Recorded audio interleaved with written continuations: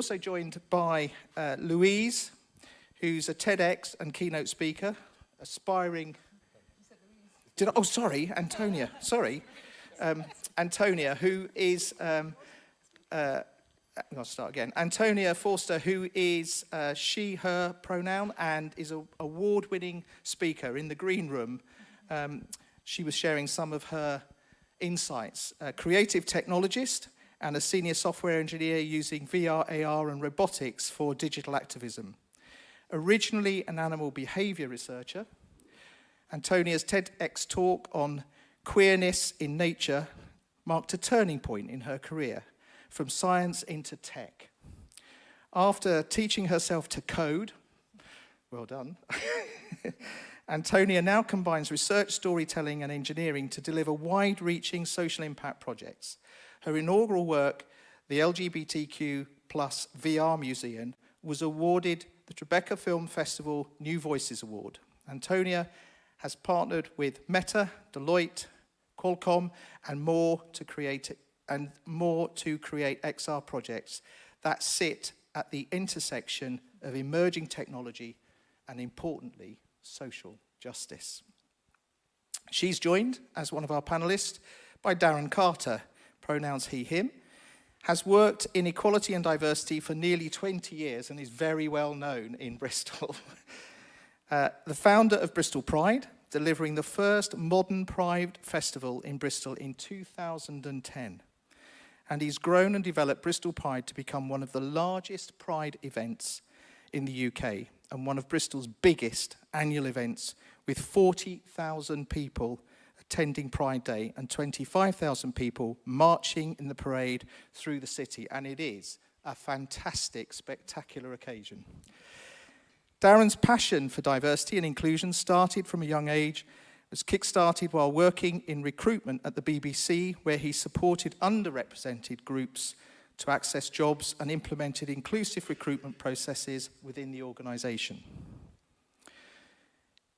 Daryn has worked tirelessly to create a safe space for LGBT plus community, to be an advocate and raise the voice of the community, and to tackle inequality and social injustice. Importantly, in 2020, this was recognised and he received an MBE in the Queen's Birthday Honours and has been awarded the Freedom of the City of Bristol.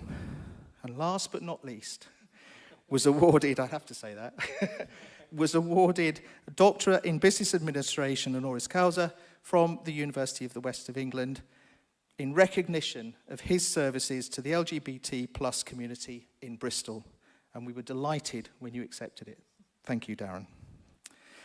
So without further ado, I'm going to hand over to, importantly, the host, the referee for this evening, Louise, and she is going to help navigate through the questions and also invite you later to also ask some questions and hopefully get the answers from our panel. You're all very, very welcome. Thank you very much.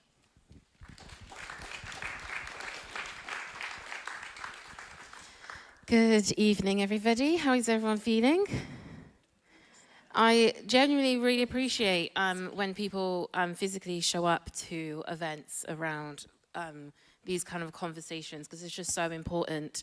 And I think there's something really special about being able to connect with each other, to be able to hear from speakers. So for me, it's like an extra special privilege to be able to be the host.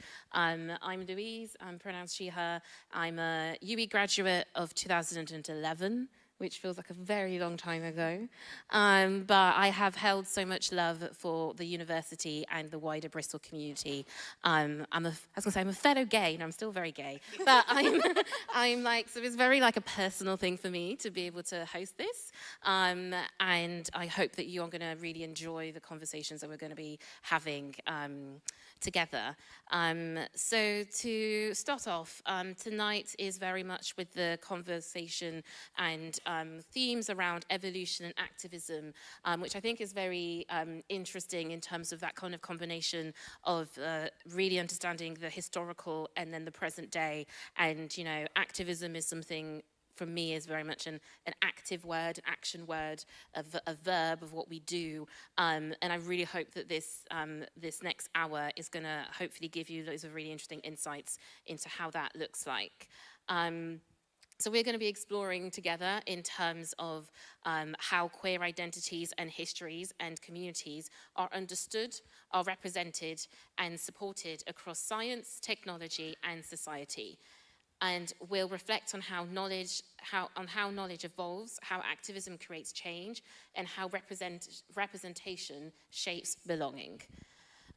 Obviously, this month is LGBT History Month, which comes around every year, but also sometimes takes people by surprise at the same time.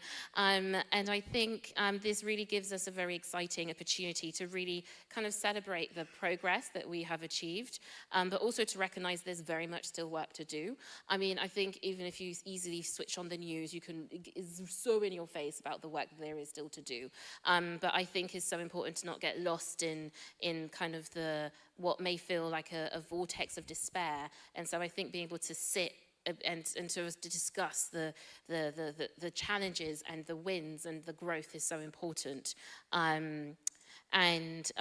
So this evening's really going to bring together voices at the intersection of science, digital innovation, and community activism, and hopefully we're able to go a bit deeper in terms of those conversations, what that looks like and feels like. And obviously you guys will have an opportunity to ask any questions. So if there's anything that comes up during the panelist talks, please do save them, because I think that is when you get really the meatiness of engagement and conversation.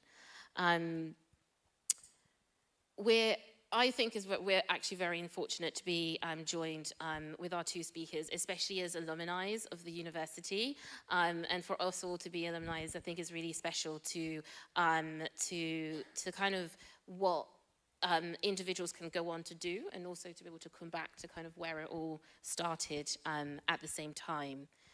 So I'm going to go on in terms of going. Did everyone feel that at the same time? Okay. I'm going to go on to my first question. And so I'd really love to know from the both of you in terms of what led you both into your current roles, and how did queerness shape your career paths? Yeah, I'll take that.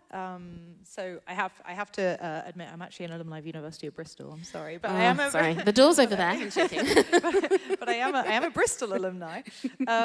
Yeah, so queerness for me was extremely impactful on my journey and my career. So for a bit of context, I grew up in quite a homophobic household.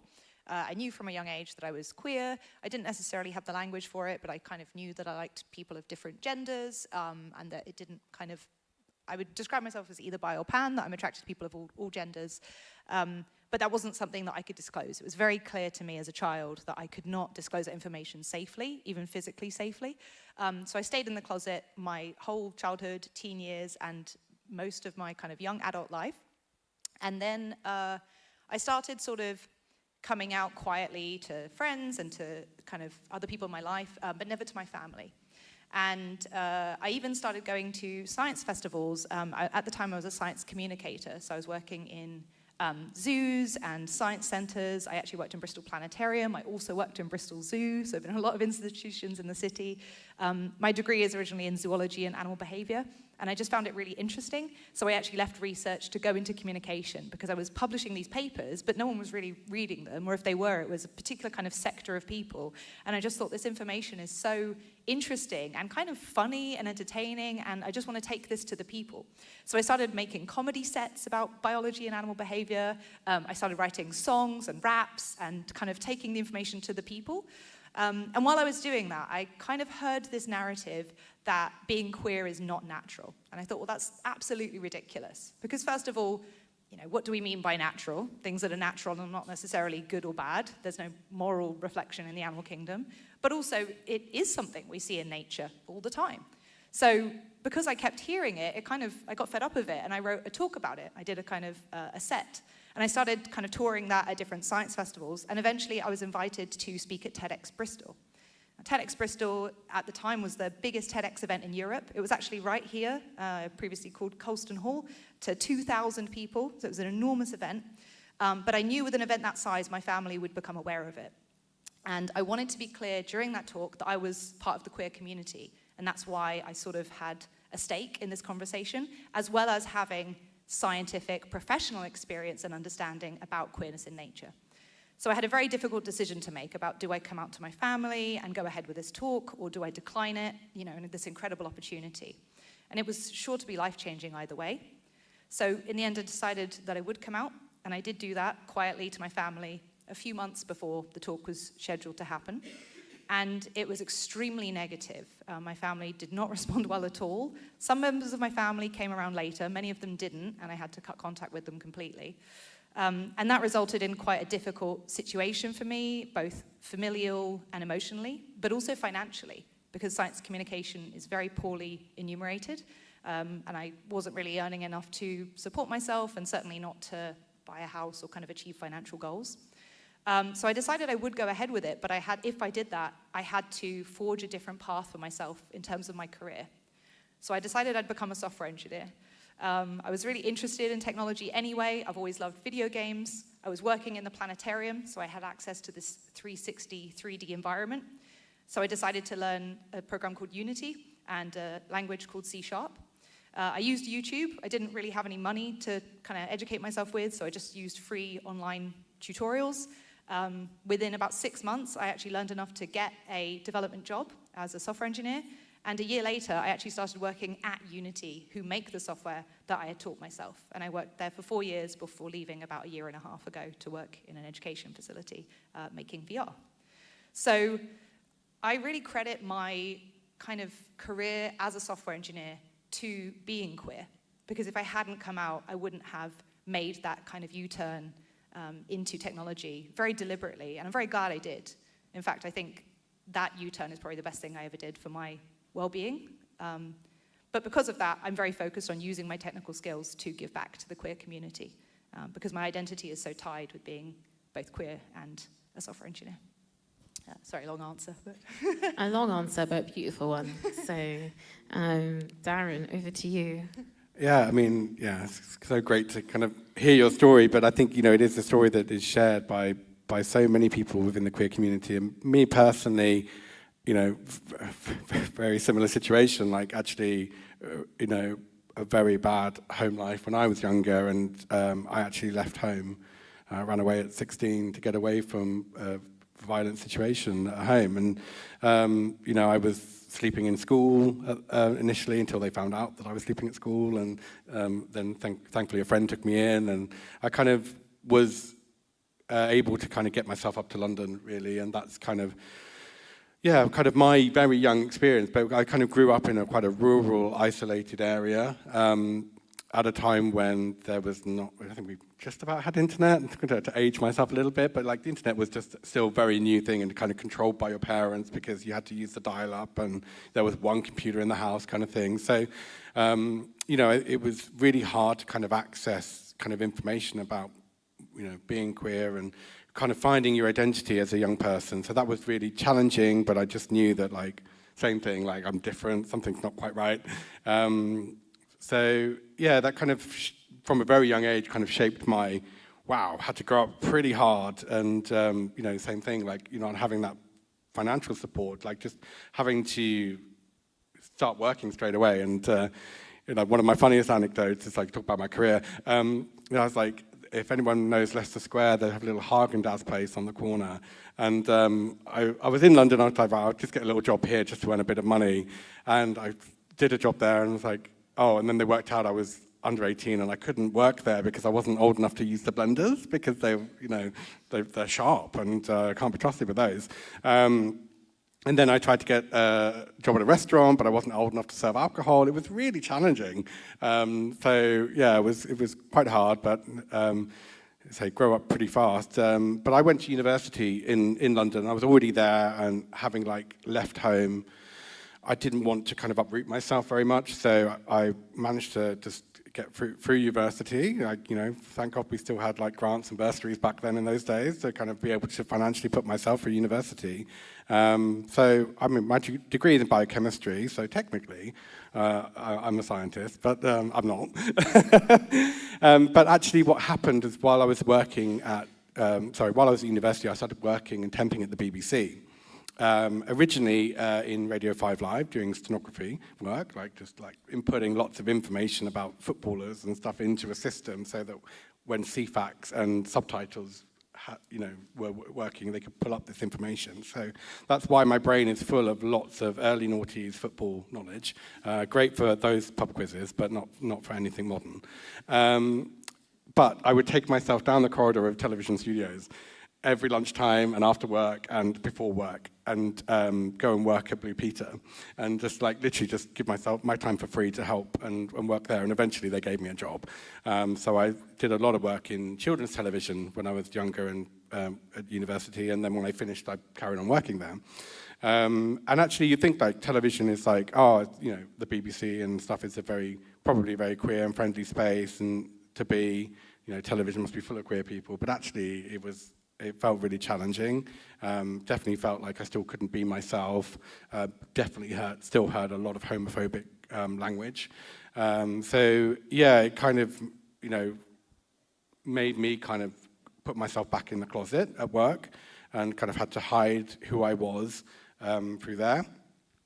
And then eventually, the roles that I was doing led me into recruitment somehow, and I ended up doing recruitment for the BBC. And I was just like, you know what, things need to change. We need these attitudes need to change. As a young person, my queerness, I guess, made me more attuned to the fact that diversity makes things better, and seeing jobs and opportunities that maybe you feel like are not for you could be for you. And I think that's what initially drove me to kind of land into doing a bit of diversity work and what the universities and stuff now call widening participation. But doing that outreach work and kind of saying, actually, this job in IT, for example, isn't just for males. It's open to everyone. And so thinking about how we kind of advertise things, who we were reaching, who we were talking to. But on the back of that, needed to maybe change some attitudes and mindsets within the industry as well. So doing a bit of recruitment work and fair selection training and things like that to make sure that when these people are applying, they are getting the opportunities, they're getting the interviews, they're being asked the right questions, and everyone's being asked the same questions rather than walls and barriers that are kind of stopping people. So I think really that was my first kind of foray into diversity and equality work. And then my partner at the time got a job down in Bristol. I'd never heard of Bristol. And I moved, they've got a BBC in Bristol, great. So I moved down to the BBC here, and then still working in recruitment, and again, carried on doing the work really, just shaping my experiences and saying, actually, I want everyone to have equal opportunity. I want everyone to have a fair shot. We may need to change some things to make sure that happens, but mostly it's about telling people you can have that fair shot.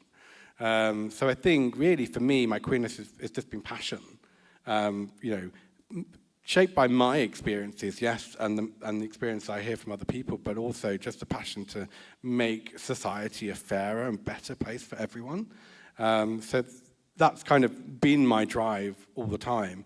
And it was in 2009, there was a bit of a call out really to be there isn't a Pride event in Bristol. I think we were the 8th largest city in the country at the time. There hadn't been a Pride since the early 90s.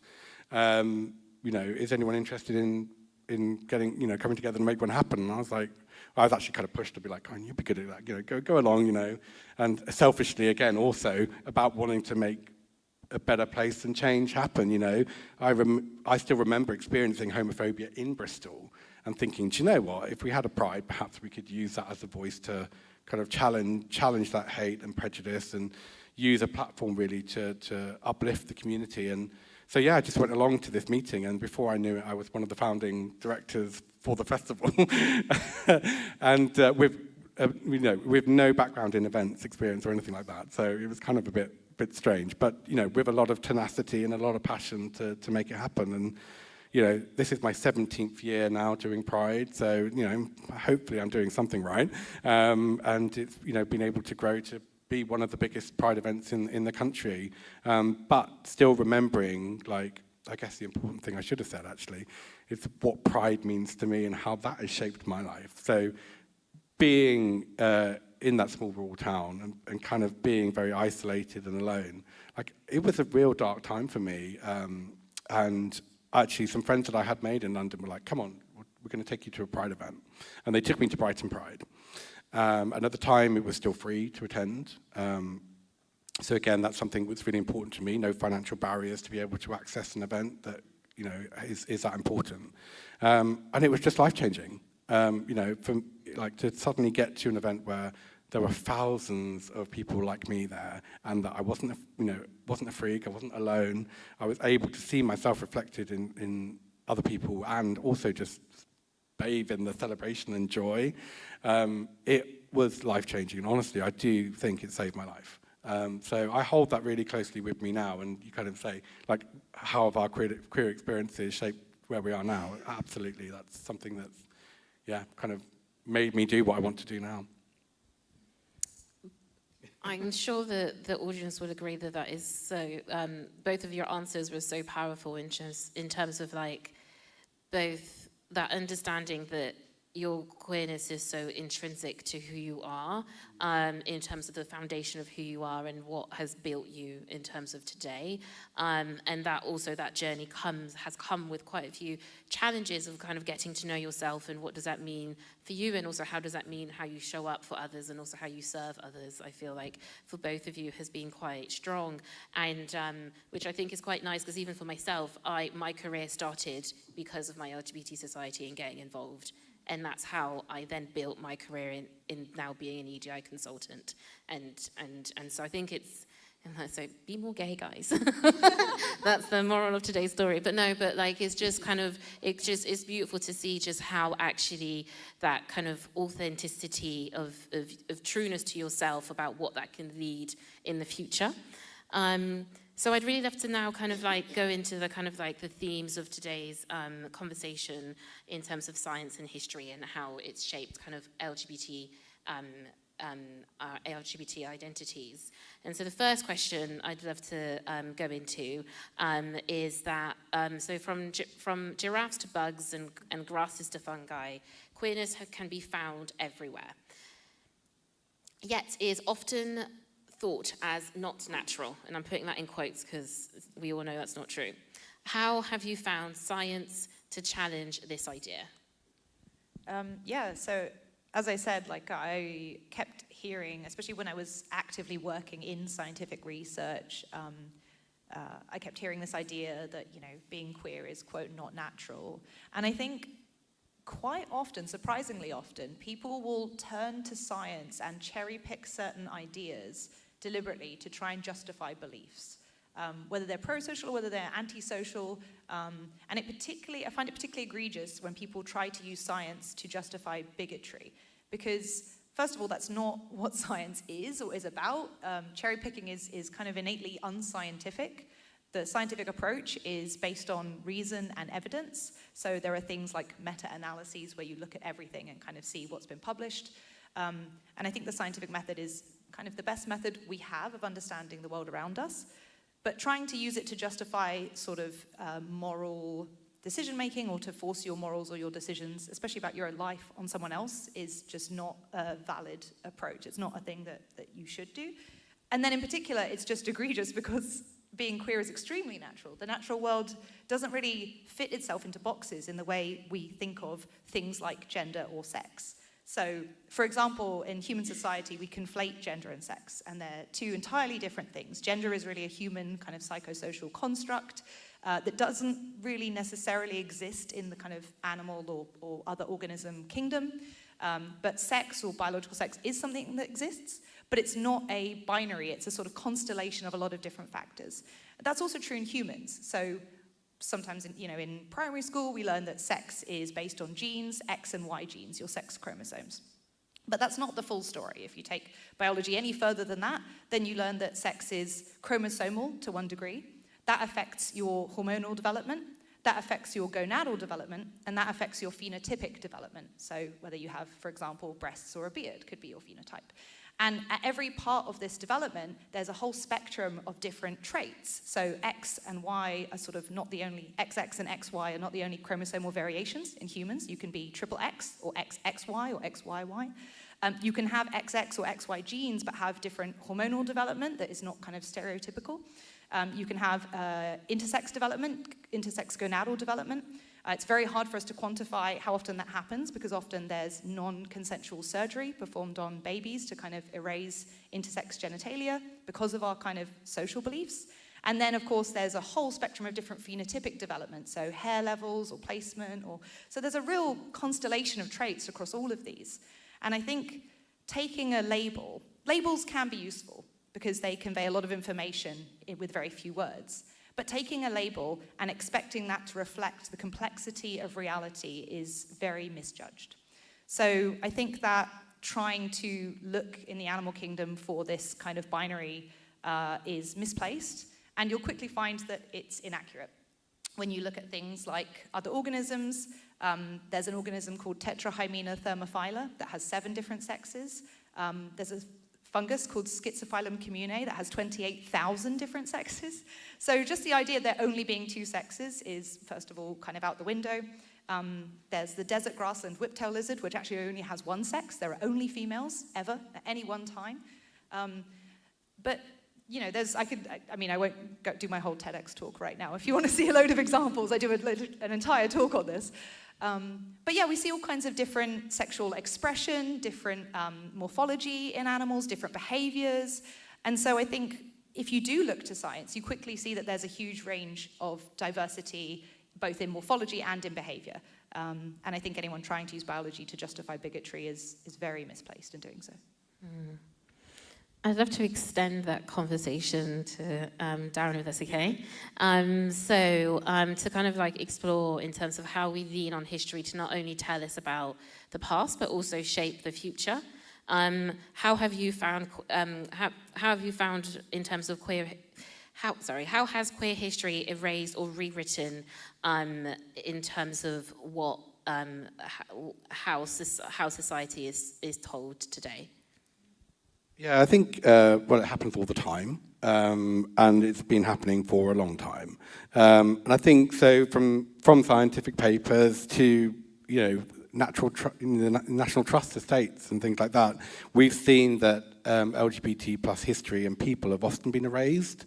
And I think it's kind of stems from a little bit of, it's kind of rewriting history a bit, isn't it, to make it kind of more palatable or to also adjust to society's I guess, pressures, that, we've talked about the difficulties of our families. Like, there are some of the estates and the histories of queer elders have been erased because the families have decided to erase that through shame, or just by wanting to kind of say, they weren't lovers, they were just friends that lived together.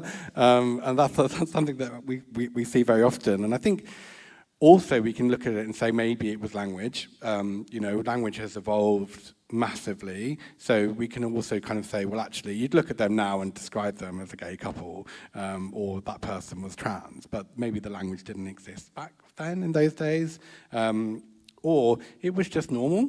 We're looking at like the bigotry and the hate that we're seeing now and thinking this is something new, but trans people have existed for thousands of years, and like our communities existed for such a long time that it isn't new, but maybe the bigotry and the hatred that we are seeing is new. Sometimes you just look back and think, well, yeah, they were just people that lived together, without it needing to be described because it was just normal. Whereas now you kind of look back and it's like, well, they were a gay couple. And yeah, I say sometimes that's been erased, and I think we were kind of talking about the scientific method of thinking that things are unnatural or something that can be kind of cured, I guess. But yeah, it's mostly because of oppression, and maybe that's also led to things not being studied, not being understood. It's only, science is great, and as you say, the scientific methods are the right way to do things, but you kind of look at some of the things that have happened in history, so like the AIDS pandemic, for example, you know, I wonder if it wasn't just classified as a gay disease at the time, whether actually we'd be closer to a cure than we are nowadays, because it would have been dealt with a lot quicker, rather than just being going, oh, it's just a gay man's disease, so we can ignore it. So I think, yeah, some things like that have kind of changed society, and some, as I say, like people have used science in ways that it's not really meant to be, and perhaps using science as a way to gatekeep, like the treatment of our community, the same way, like, you know, perhaps, you know, the trans community's access to healthcare is being gatekeeped at the moment. So it's really interesting to kind of look at our history and that oppression and erasure.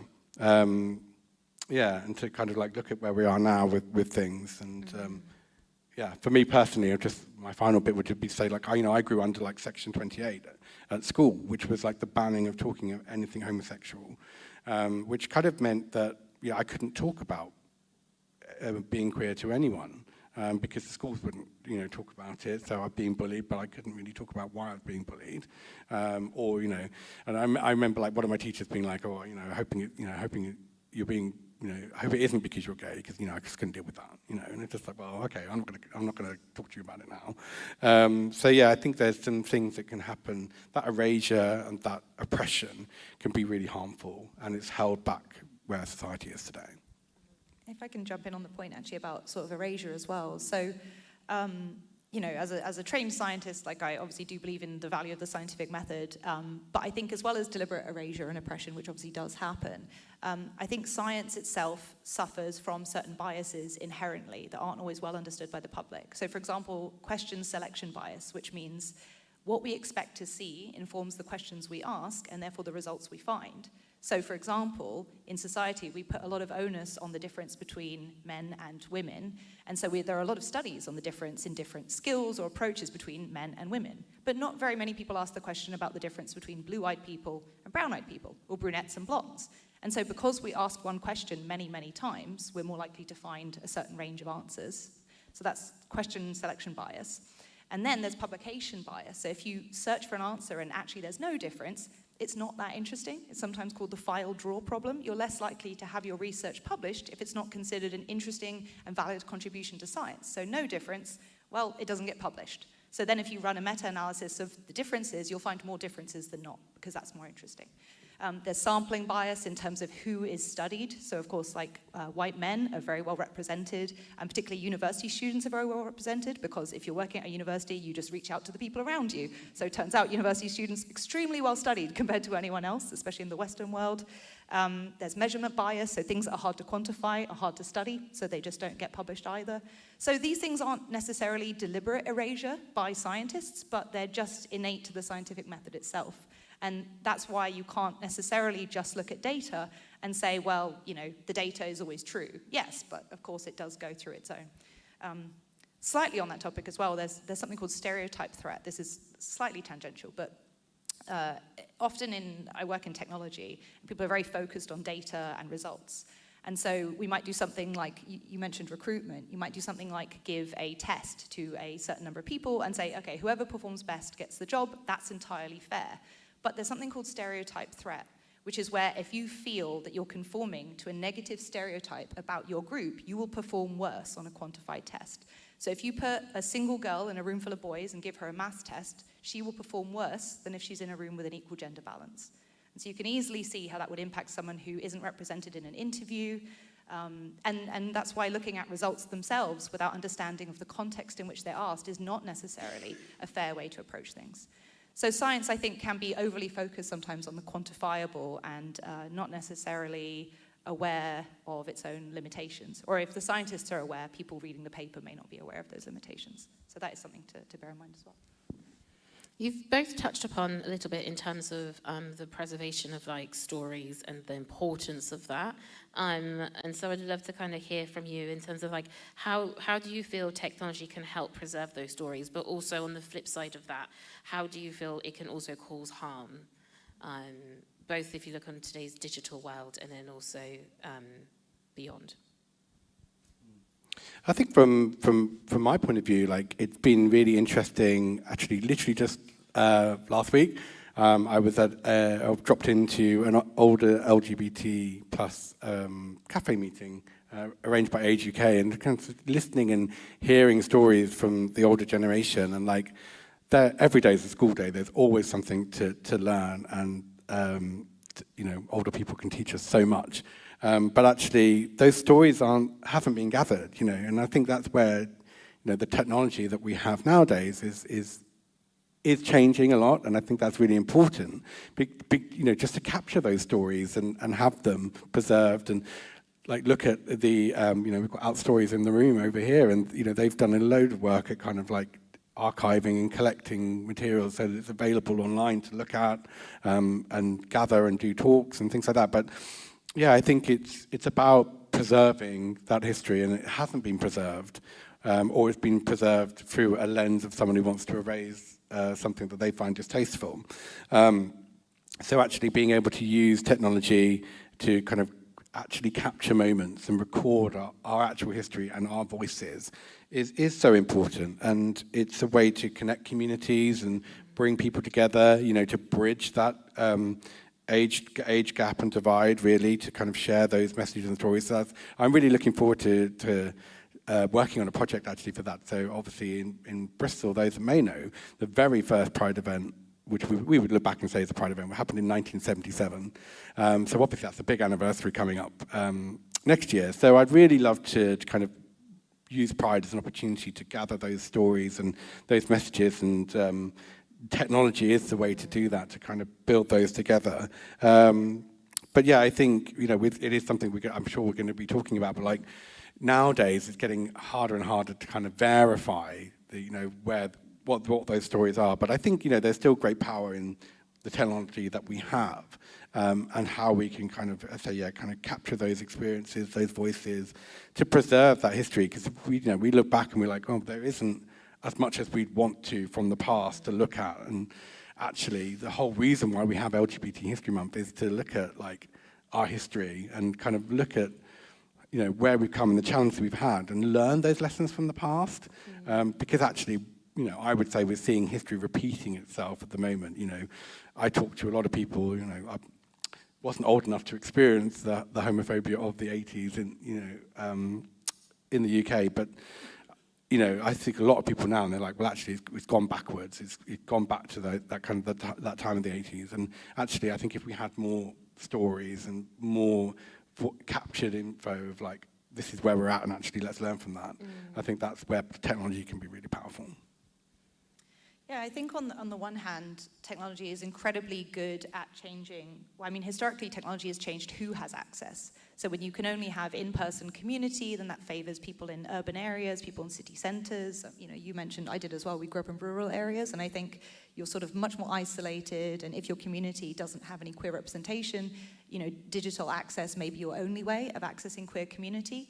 And I think especially with the explosion of social media, that transformation has gone not only from connection to mobilization. So social media has allowed people to connect, mobilize, protest, advocate for change and legislation. So it's been incredibly powerful in that way, not just in terms of queerness, but we've seen in other countries how powerful it's been in almost like revolution.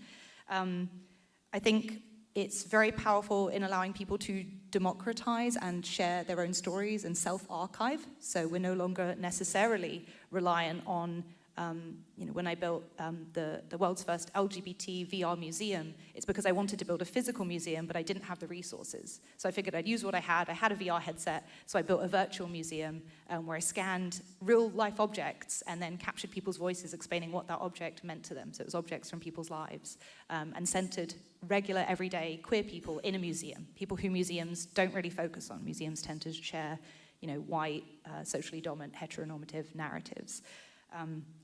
Unfortunately, the downside, I think, of a lot of it is that technological storytelling, it can be very fragile, and technological archiving can be very fragile, and in particular, platform ownership is not particularly democratized. So with my VR museum, we were looking to publish on Meta, but Meta's not necessarily, I think, the best platform for that.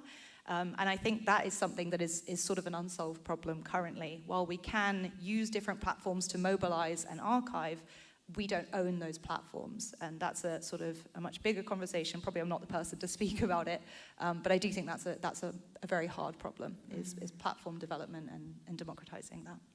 I feel like it's impossible to not talk about technology, to talk about technology without talking about AI, because it's everywhere. And so I guess it'd be really lovely to explore in terms of with the rise of AI, like it's literally, I feel like it's accelerating every day in a very terrifying rate, actually, in every single area of life that we touch. But like, what steps can communities take to make more informed and educated decisions on and around bias and data collection across all online platforms? I mean, that's a very hard thing to solve in one answer, but in terms of like like a starter for 10 of what that could look like. I'd say primarily learn about it, that, you know, whatever your kind of feelings are towards AI, I do think it's better to be informed and educated. I think it's really important to learn not only about how it works and its limitations, but also around bias. Because when we say AI, that's a really big umbrella. It means a lot of different things. But largely what people are talking about is large language models, LLMs, so things like ChatGPT. And those, they're not quite predictive text, but they work in a slightly similar way. So they're generative, they generate answers. But that doesn't mean everything they say is true. And I sometimes see people using it as a replacement for Google. And it's really important to understand that it is extremely different to a search engine. It is not forwarding you to human-made answers. It is generating new ones based on correlative data. And because it's trained on the internet's data is very skewed and very biased. And so it will not only replicate, but sometimes amplify those biases. It's also, I think, a kind of dangerous step towards lack of regulation, because if a programmer writes a piece of code, they're accountable. But if an AI develops something, it's much harder to place accountability. And it's also much harder for us to have control over what's happening, us as the kind of people, the populace. It's a layer of abstraction between us and technology. So I think there's dangers there that it's really important to educate ourselves about. So particularly to learn about AI and bias, to make sure it's being used in appropriate areas. If it's being used for things like recruitment, that can have really big impacts. So can human bias, so it's really important to learn about that too. But to educate ourselves, to kind of rally for regulation and legislation on a wider social scale, but also things like in your workplace, to question why it's being used, what the potential risks are. And I think also queer people need to be represented not just in data sets, but also within the development teams making these tools. So that's something I'm very passionate about as a software developer myself. Yeah, I mean, yeah. I think from my point of view, I think it's just, yeah, same thing really, the message of being careful, like understanding what the AI or where that data is going. You know, I think we kind of, you know, I think the current trend, like we're all aware of at the moment, everyone's making these little AI-generated images of themselves and sharing them online. Like, you know, I've seen my family, like I've done some, and I'm just like, what are you guys doing? Because, you know, you're inputting information into this, like about your job, what you're doing, who you are, your demographics. You know, it's basically just harvesting this data and information on you, so you can have an image to put on your social media. But what is that? You know, who is getting that data? What's it doing? What are you revealing about yourself? You know, untowardly. You know, are you giving it permissions to your account that, you know, you shouldn't be, you know, private information that is accessing there for you. So I think it's just being aware, being careful and mindful of what it's harvesting and what information it's trying to get, and who is then going to get that data. And, you know, you talked about, you know, Meta and, you know, X as well. You know, these are openly transphobic and homophobic CEOs at the top of this organization getting all of your data. So is that data safe? You know, are you outing yourself by doing these things? So I think it's just being really careful, being aware that, you know, that data could also be hacked. You know, you kind of putting that information out there. So it's just being careful and mindful of like what you're sharing and how you're sharing it, and using it appropriately. I guess, you know, it's use of AI and chatbots is very resource heavy. So, you know, if you're asking it questions instead of a search engine, just thinking about the energy and water and stuff that's using and the impact that's having on the environment. The last thing I want to say on it also is just to be aware that there's always been an algorithm that will feed you certain content on your social media platforms because it drives towards engagement. So things like rage baiting is very common to try and kind of get you, and it will tend to polarize people to sort of certain pieces of information. You'll tend to see much more things that conform with your beliefs than challenge your beliefs. That is much exacerbated with AI, and that can really be used to have some surprisingly influential impacts on you as an individual. If anyone's not aware of the Cambridge Analytica scandal, I would look that up and educate yourself on how information can be used to influence things like who you're likely to vote for and how you're likely to act socio-politically. So I'd say engage in conversations with people who have different opinions to yourself and try and actively seek out sources of information that might be different to those that you're being fed by social media algorithms. I think it's really important to diversify your sources of information. So we've explored in terms of different ways, in terms of, I think it's a hard one with AI because I don't think it's possible for us to avoid it. So it's about how do we kind of like navigate it in a way that is safe, but also that helps to kind of create an evolution in terms of the world that we are living in. But within that, I think it, sorry, 2 seconds, I've lost my space. Oh my God, okay. Within that, I think there's still some hope in terms of how we can build safe spaces, safe online spaces and communities. And so I'd really love to hear from the both of you in terms of what you would hope online safe spaces for queer communities could look like in a way that is kind of really hopeful and safe, but also leaves room for kind of like challenge and curiosity. Okay, well, I'll start because I'm sure you've got a lot to say on it. Yeah, I think for me, it's just, it is important to have trusted, safe spaces. I think that's so important for our community. And like in a world where, we've all acknowledged like the online landscape is a pretty horrible space at the moment. Like it's getting harder to find those. So I think there are, for me, I kind of thought about this. I was like, what are the ways that people can do to make, rebuild these safe spaces and in a digital landscape? And I think it is just making sure, like, if you are in that space, that you are standing up to the hatred and prejudice that's there to make sure that it is a safe space for others as well.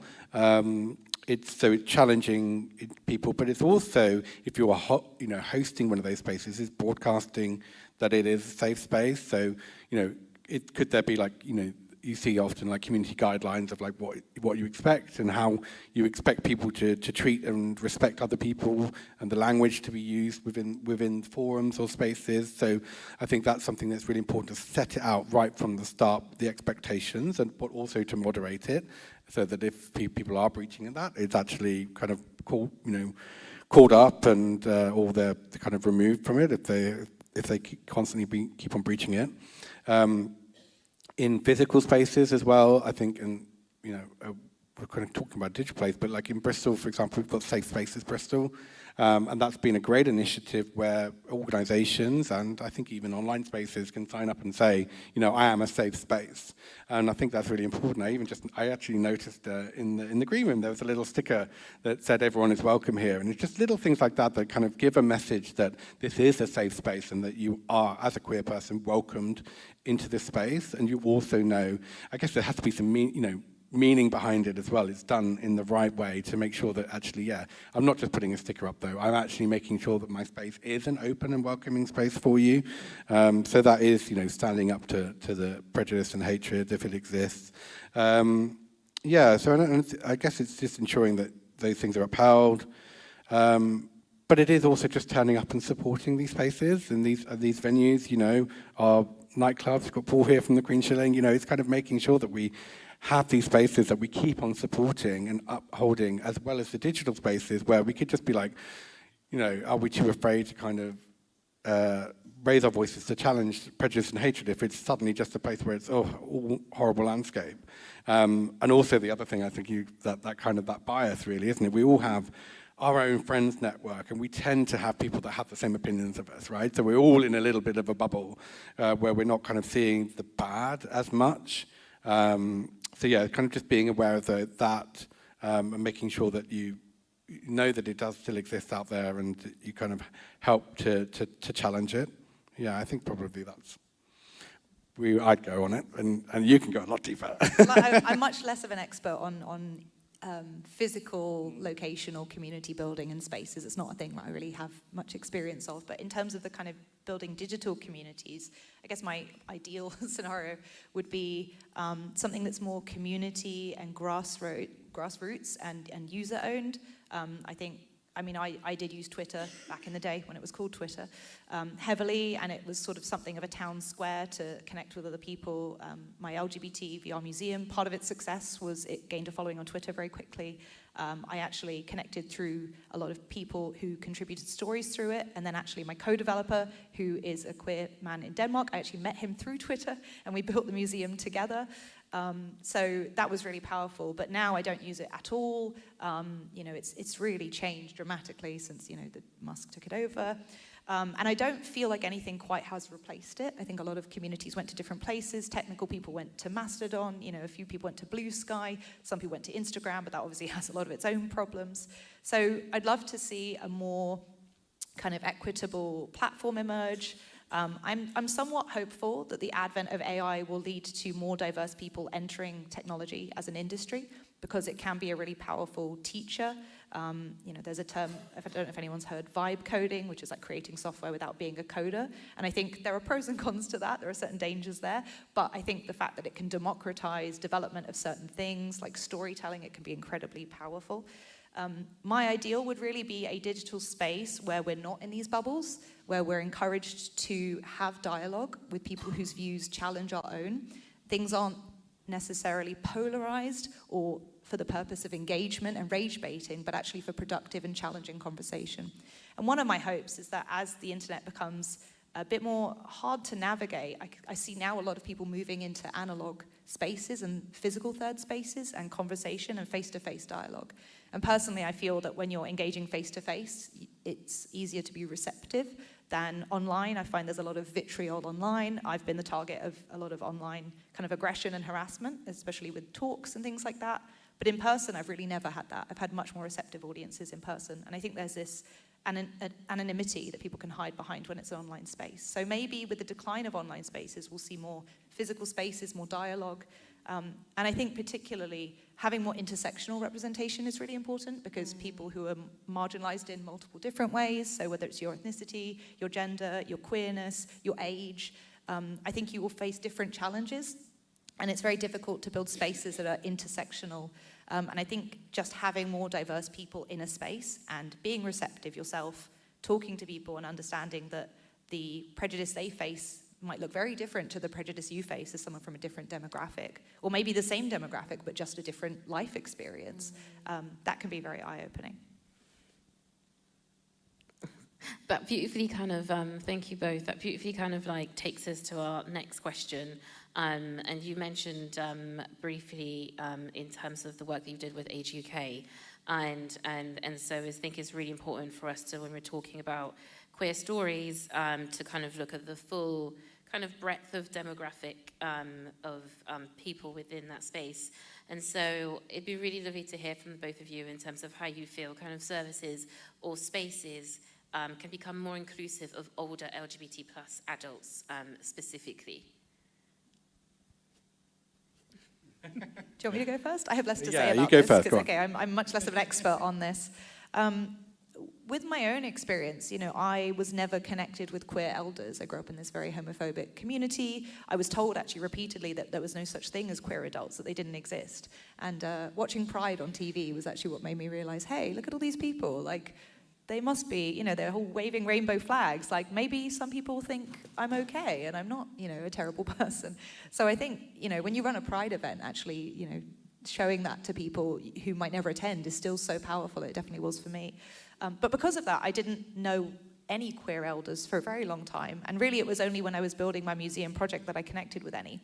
And it was extremely eye-opening for me, because I didn't really have any perception of what it was like to be queer 40 years ago, or 50 or 60 years ago. And building this museum, we have stories from people who were from the age of 20 to, I think, late 60s is our eldest person, I think, maybe 70s, I didn't ask. But definitely a queer elder, I would say. That was very, very eye-opening. And, you know, I, as a youngish person, I would say I haven't experienced a huge amount of ageism personally. I'm sure I will as I age. So it was really important for me to understand how ageism and homophobia and queerphobia intersect, because I think that is a really unique experience. And I think that depends also on where you are, which country you live in. As you said, Section 28 was extremely impactful on people growing up in those times. Obviously, you know, queer marriage was not legal for a very, very long time and still isn't in many, many countries. So I think training on those things and connecting with queer elders and listening and understanding their stories is really, for me, has been a really important first step. Well, yeah, I think for me, it's exactly that, really. It's kind of listen to what's needed from the community or what's missing. Just, I guess, think about what older LGBT plus people need, really. Like, it was really interesting just to, like, you know, is it about maybe not a service or provision once you're there, but it's actually how do you get to that service and provision. So it's just kind of understanding a need, and it's we're kind of lucky, I guess, is fortunate, I guess, to have like an elder LGBT group that exists that I can go to and talk to and hear stories and messages. That doesn't always exist, you know, so it's quite hard to kind of capture that information. But yeah, just any opportunity to kind of listen to what people need, and just engage, gather and tell those stories, you know, exactly that. Like, you know, I think there's been so much that we, as I say, we can learn from history and experiences. But, you know, it's gathering those stories and capturing them. And I guess just look for opportunities to kind of share and gather, you know, to bring and connect people together across generations. But yeah, I think in physical spaces, I think it's like accessibility, it's comfort, it's, you know, all those kind of things that can be barriers. And that's where technology can be great to kind of to bring, you know, that access to information to wider people, and ensuring that it's made kind of like technology that's really kind of easily accessible to everyone. I think it also touches on sort of representation as well, because I'd say like older people are not well represented in general. Like in media, you know, a lot of TV focuses on sort of younger people, and people of a certain age group are sort of more erased or invisible. I think showing queer elders at all in any kind of representative way is very powerful for younger queer people, because for me as a very young queer person, it just showed me that actually people like this do exist. It isn't just a phase. Yeah. You're not necessarily going to grow out of it. And they've survived and they've made it. So you can also become old and still be queer. And that was a really important learning. Like, I think sometimes as a queer young person, you don't see yourself getting old. No. And yeah, you think you know life ends at 30, and yeah. But no, I think that it's exactly, actually, that's a really valid point, because, you know, we kind of, as I said, mentioned earlier, like people are saying like this, it seems like it's a new thing, and so it's all woke and young people and stuff, but actually no, it's not. It's been around for years, and we've got so many amazing older people in our community, and sadly, you know, because of the AIDS epidemic, we don't have more. But, you know, they exist. And actually, one of the older people said to me, it's like, well, we're old now, and we don't contribute to society, so no one wants to see us. And I'm like, that's not the case at all. Yeah, like, no, I'm going to do something to make sure you're visible and seen. Yeah. I think if queer elders connected with younger queer people more, that would be a very powerful thing. I think passing on those lessons really empowers us all to sort of come together and you know, have a much wider impact than we can alone. I'd love to do a beautiful tie to our conversation before we go on to questions from the audience, with a kind of a message of hope. I think there's something beautiful, especially when we get to, I was going to say, our stages of careers in life, making us sound, I don't know how old we are all collectively, but I think when you get to a place where you can be very much more reflective in terms of your journey, and I'd love to hear in terms of what advice would you give to either the younger version of yourself or a young queer a person exploring their careers in tech, science, activism, or public life?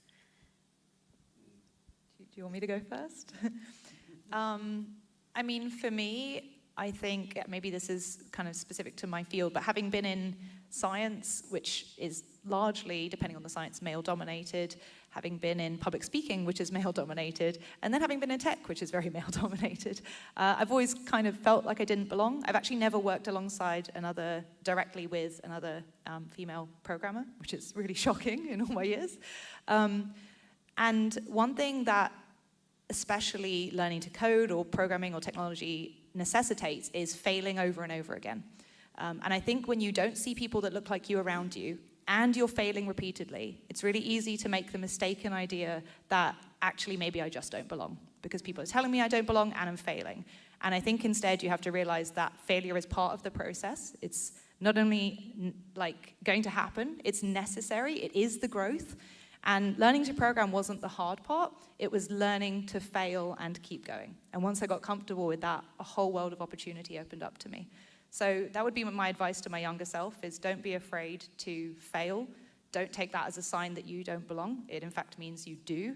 And even if you feel you're not progressing your technical learning, you're progressing your resilience, which is going to have extremely wide-reaching impacts. And don't let perfection be the enemy of progress.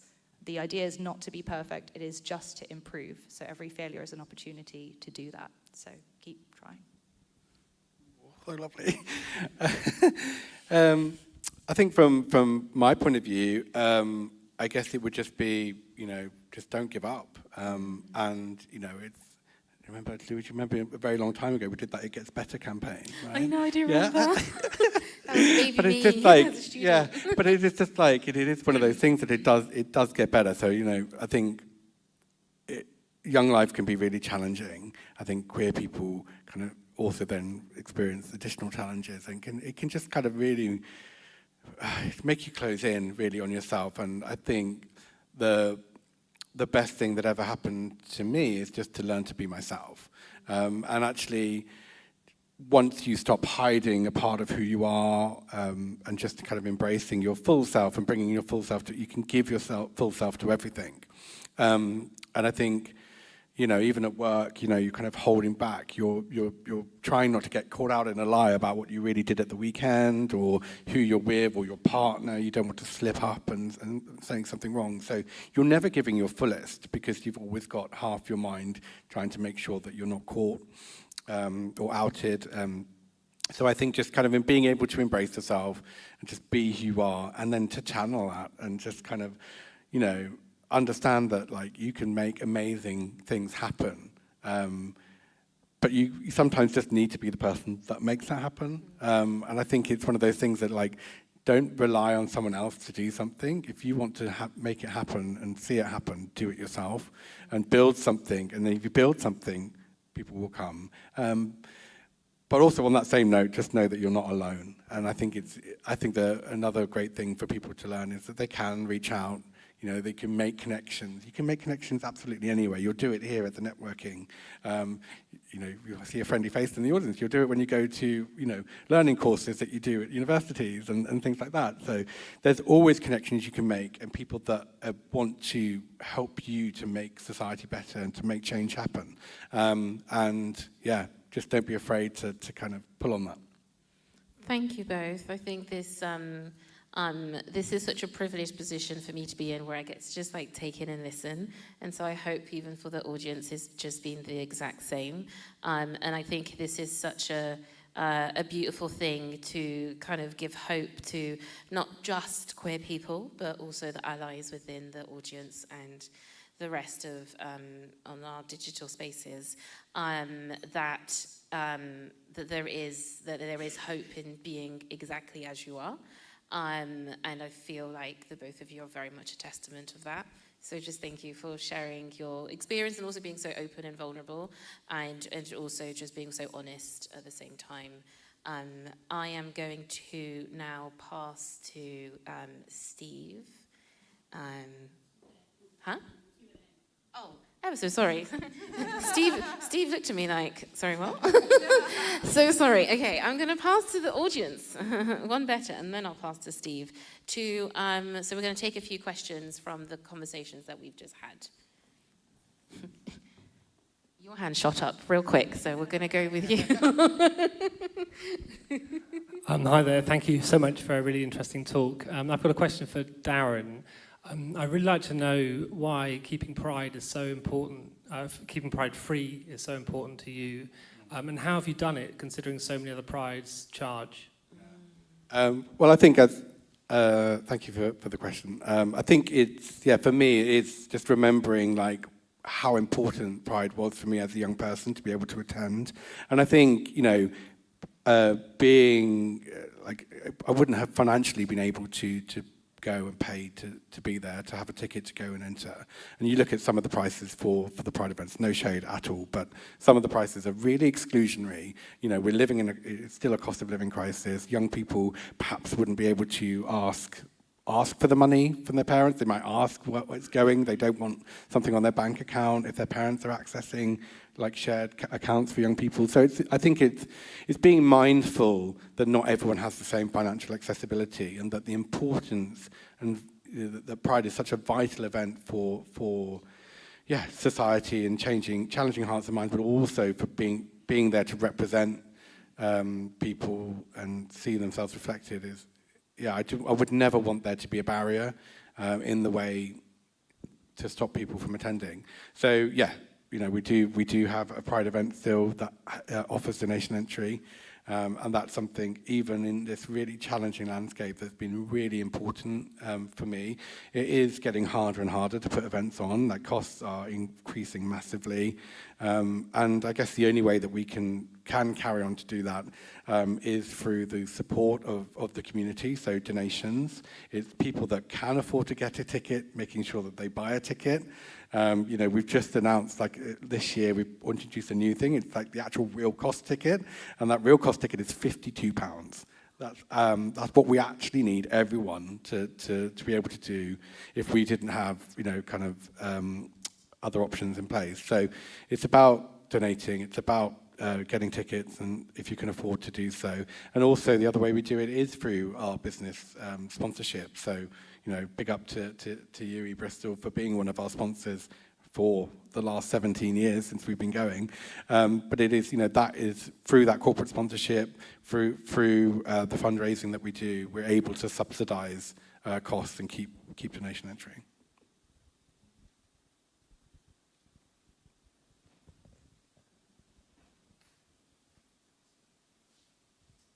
Oh, okay. I'm still thinking of how I want to phrase this question, but we're all kind of working people. We participate in society which has structures, and yet we try and do activism in the ways that we can.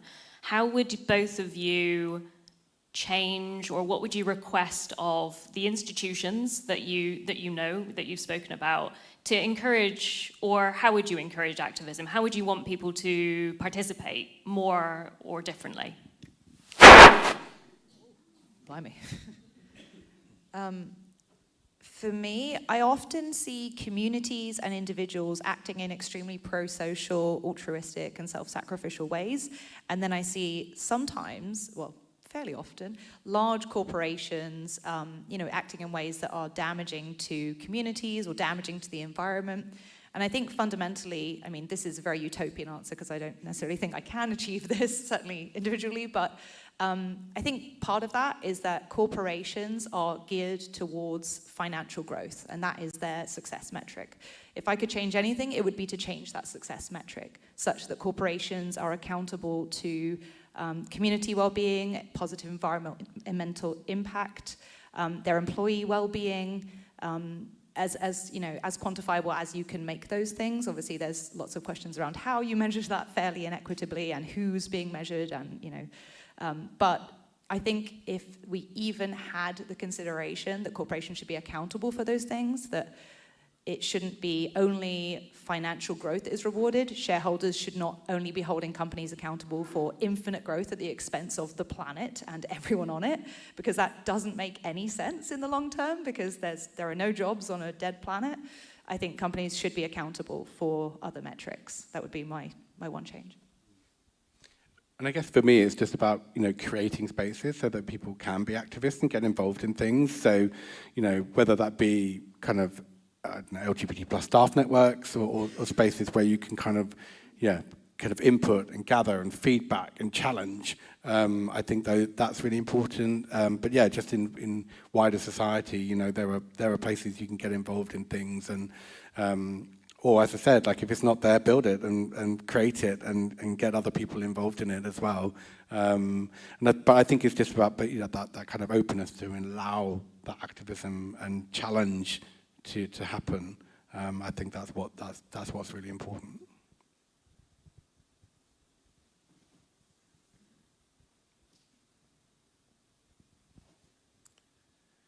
Can I pick up on activism and impact? Because Antonia talked about watching Pride on the television. And one of the things with activism is it's fine, you can get 50,000 people marching on the streets and no coverage, and yet something that fits with the journalist's agenda, with 20 people waving a few flags, gets on the coverage. So do you keep going with your message, or do you shape it to get through the media? What's your approach on that, or feelings on that? That is a really interesting question. So, yeah, I mean, prime example is the genocide that's happening and the coverage of that. It's media can be very biased in the way it presents things. Also, presenting things as a kind of equal debate. So having someone who's trans and wants to get on with their life, and someone who thinks all trans people should be erased. That's not an equal debate. That's not a thing that human rights aren't a debate. So I think kind of those kind of vitriolic and hateful narratives being presented as perfectly valid counterpoints is very problematic in mass media.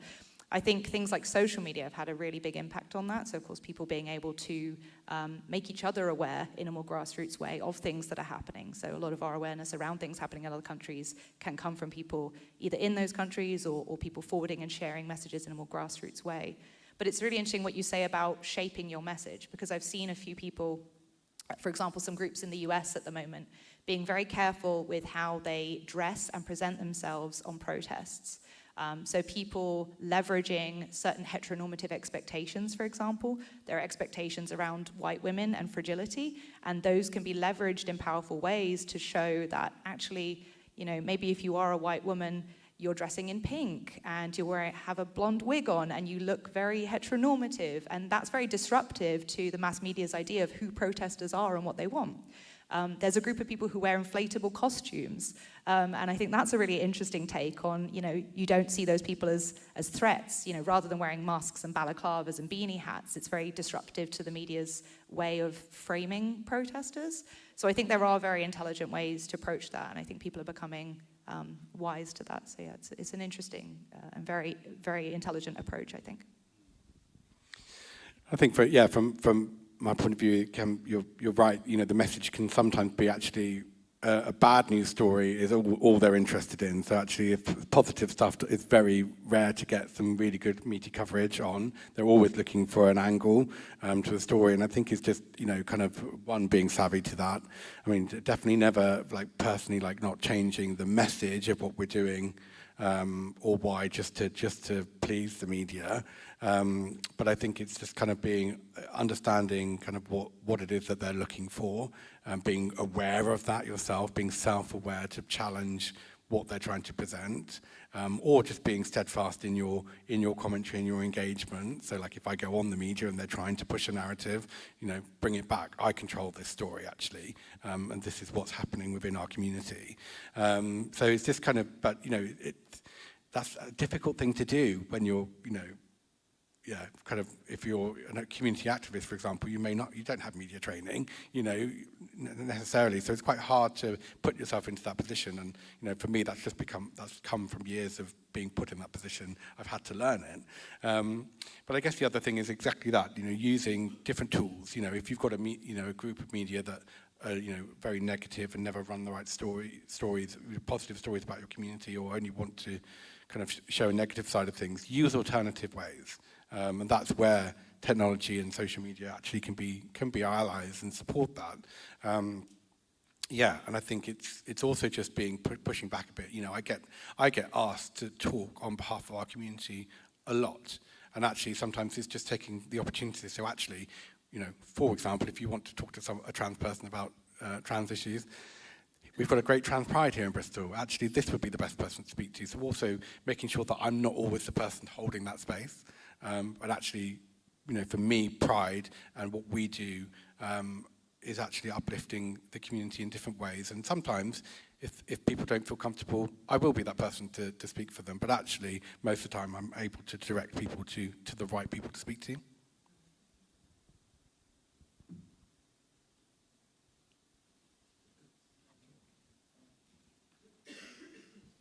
Hi, thank you. That's been so uplifting and inspiring.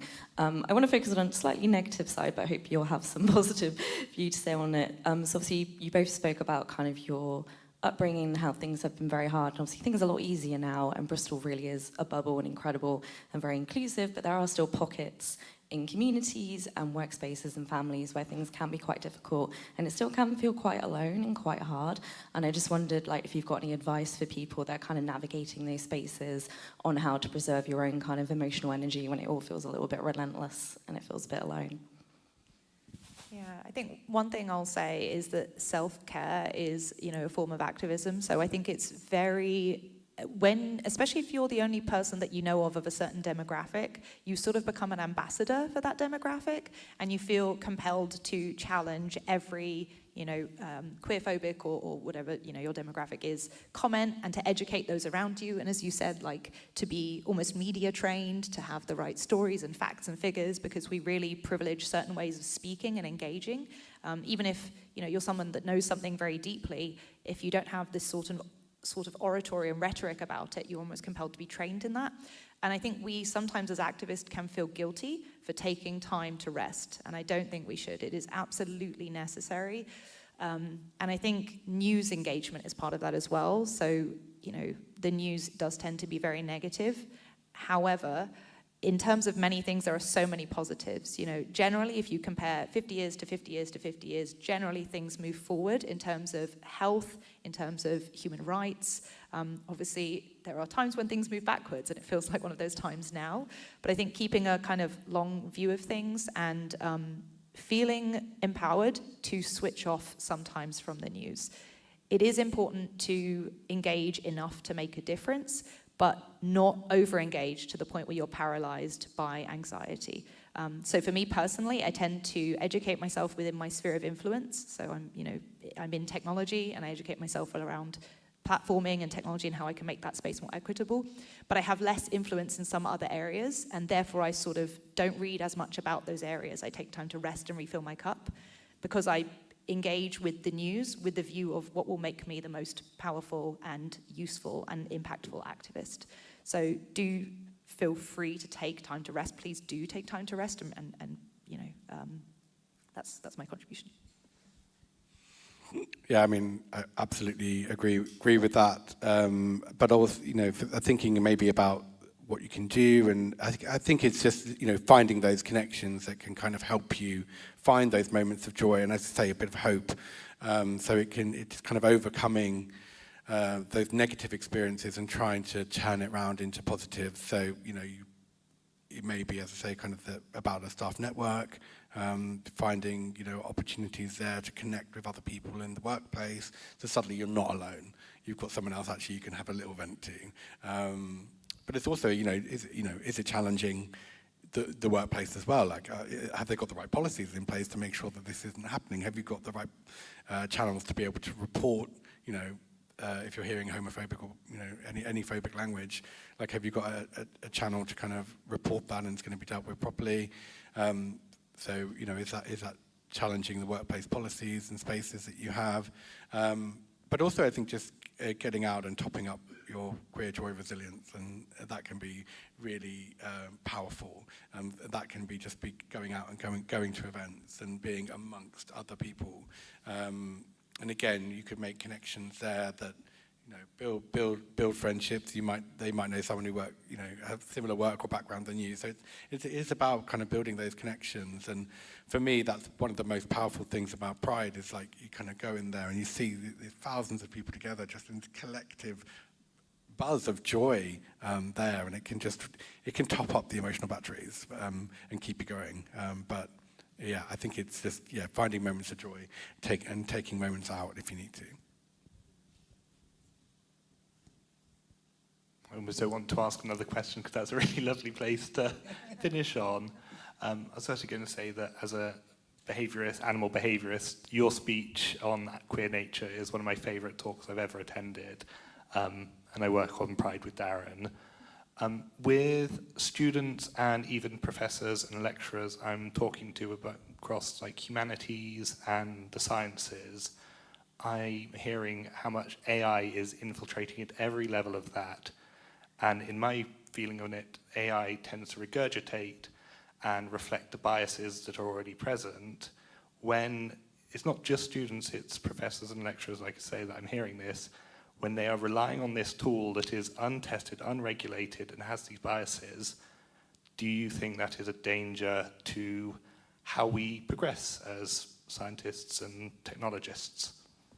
Yes, 100%. It's interesting because we're in this period where we're seeing this explosion of it. You know, AI, again, huge umbrella, means lots of different things, but it has existed for a really long time in one form or another. Things like different kinds of behavioral algorithms have existed a long time, but large language models in particular, we've seen explode in popularity in the past, 3 or 4 years, to the point of ubiquity. A lot of people are using them in ways that are irresponsible, I would say. Sharing too much information, using them in places where the bias is going to have really big, wide-reaching impacts, and using it without discretion. I think as people become more educated on its limitations, hopefully we'll see that damp down a bit. I think the past 2-3 years there's been this enormous explosion where we've seen the capability of AI. But what AI is really good at is making things that look plausible but aren't necessarily true. And they don't necessarily always hold up to long-term scrutiny. So currently we're in the short term. But I think when we start seeing the long-term impacts, people will start being more careful. For example, in technology, AI can generate code, but if you're using that indiscriminately, that can result in, for example, security vulnerabilities or bug problems later on down the line. As we see these impacts in finance, in technology, I think it will reflect on AI on the whole, and hopefully people will start being more careful, both through education, through kind of anecdotal evidence and things happening. But yes, there is a huge, I could do a whole talk on this, I'll resist, but yes, there are lots of impacts because of the way AI replicates and actually amplifies biases in its data. I have nothing to add to that. Okay, thank you. Am I on? Off, on. Thank you very, very much. Please join me in saying a very big thank you to our fantastic guests this evening. And then I'll say a few closing words, but please join me. Louise, Antonia, Daryn, you have been unbelievable. Thank you very, very much.